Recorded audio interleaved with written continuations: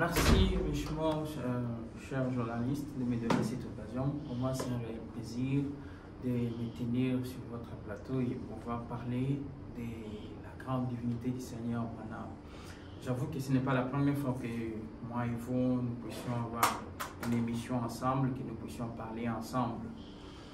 Oui, je suis très content pour ça. Effectivement, la déclaration ne vient pas de moi. Pour la première question, je n'ai pas été enseigné à déclarer moi-même. Je ne déclare pas des choses moi-même ou des choses que je tire de ma propre pensée. Non, non. J'ai été enseigné par un encadreur qui nous a appris que nous devons répéter William Marion Branham, car c'est lui notre absolu. Si nous ne répétons pas William Branham, alors nous faisons autre chose. J'ai bel et bien répété William Marion Branham. Et je vais lire cette écriture ici pour faire voir à toute l'humanité que ce n'était pas ma pensée, mais c'était William Marion Branham qui parlait lui-même.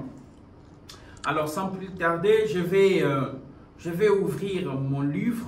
Je vais prendre la brochure intitulée « Je suis dans un paradoxe ». J'avais prévu, je me suis préparé pour ça, pour répondre. Parce que j'ai lu beaucoup de commentaires des gens, ça me fait plaisir, c'est très bien. Je suis dans un paradoxe, le paragraphe 282. Prêché à Californie, USA, un jeudi 6 février 1964. Il dit ceci, le prophète Branham dit ceci, 282. Et ces petits garçons, un enfant âgé de 12 ans, n'ayant pas de sagesse du tout, eh bien, mais simplement comme un garçon de 12 ans, le père ne demeurait pas à lui en ces moments-là, parce qu'il venait le jour où il a reçu le baptême, le jour où il fut baptisé. Il vit les gens dit, j'ai vu l'esprit de Dieu descendre, vous voyez, et entra en lui. Et ces petits garçons, ce n'est pas moi qui les déclare, cher pasteur musicien, vous qui m'avez attaqué violemment pensant que c'était une pensée que j'avais fait sortir de ma tête. Avant de pouvoir commencer à m'attaquer comme cela, il fallait chercher les Écritures. Ce que vous faites prouve que vous ne lisez pas beaucoup le prophète. Le prophète a beaucoup parlé. Mais William Branham le dit ici, que ces petits garçons, il le précise. Comment est-ce que moi j'aurais un problème alors que je ne fais que répéter ce que le frère Branham a dit? Est-ce que je fais quelque chose de mauvais? D'ailleurs, pour encore ajouter, William Branham dit que ce qui faisait les noms de Jésus plus vulnérables, c'est parce que le Père était en lui. En dehors de ça, il était une personne normale comme toute autre personne. Je peux le confirmer. Je suis dans la brochure intitulée « Que pensez-vous de Christ ?» Je suis au paragraphe 15b. Qu'est-ce qui rendait le nom de Jésus si sacré? Il y avait bien des petits garçons qui s'appelaient Jésus. Bien de petits garçons qui s'appelaient Jésus. Mais c'est ce que Jésus fit. Et c'est ce qu'il était qui rendait son nom tellement vulnérable. Amen. Qu'est-ce que Jésus était? Qu'est-ce que Jésus fit? J'aimerais confirmer cela. Je vais vous montrer par les Écritures. Je réponds toujours à la première question.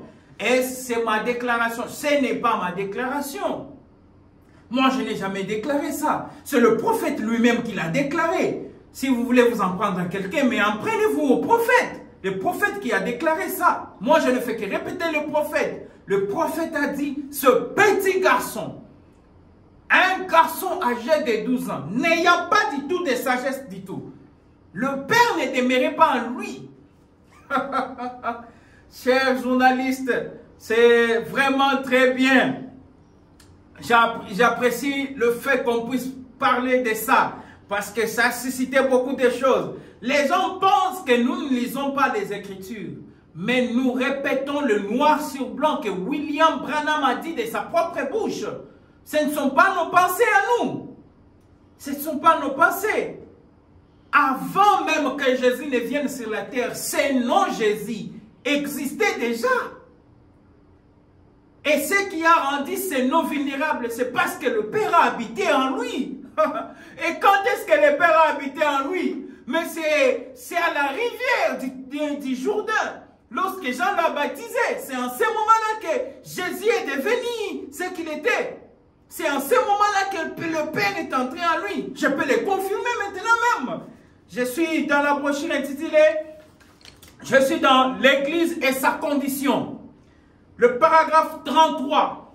« Mais un agneau est si doux qu'il ne peut être conduit. Et c'est la raison pour laquelle Dieu a représenté Christ comme l'agneau. Et qu'il s'est représenté lui-même comme la colombe. Et le jour où Jean baptisa Jésus dans le fleuve Jourdain, il s'est produit là l'un des plus grands événements qui n'ait jamais produit. Remarquez comme c'est beau. Le plus doux de toutes les créatures de la terre et la colombe la plus douce. La colombe le plus doux et la colombe le plus doux de tous les oiseaux du ciel. Or, c'est le seul moyen par lequel il n'est jamais pu être uni. C'est la seule manière permettant à la colombe de venir sur l'agneau. Or, lorsque la colombe descendit, Jean vit Jésus et dit, voici l'agneau de Dieu qui ôte les péchés du monde. Et Jean dit, et je rends témoignage, voyant l'Esprit de Dieu comme une colombe descendre et demeurer sur lui. Je continue. Alléluia. Vous y êtes, c'est William Branham qui dit, vous y êtes la colombe et l'agneau unis. C'est à ce moment-là que Dieu et l'homme sont devenus un. Amen. Donc auparavant, il était qui? Un petit garçon de 12 ans sans sagesse. Ce n'est pas moi qui le répète. Ce n'est pas moi qui le dis. C'est le prophète Branham qui le dit, cher pasteur musicien. Sondez les Écritures pour comprendre ce que vous êtes en train de dire. Ce que vous êtes en train de condamner. Vous deviez sonder les Écritures. Merci journaliste, nous pouvons passer à la deuxième question. Que le Seigneur vous bénisse.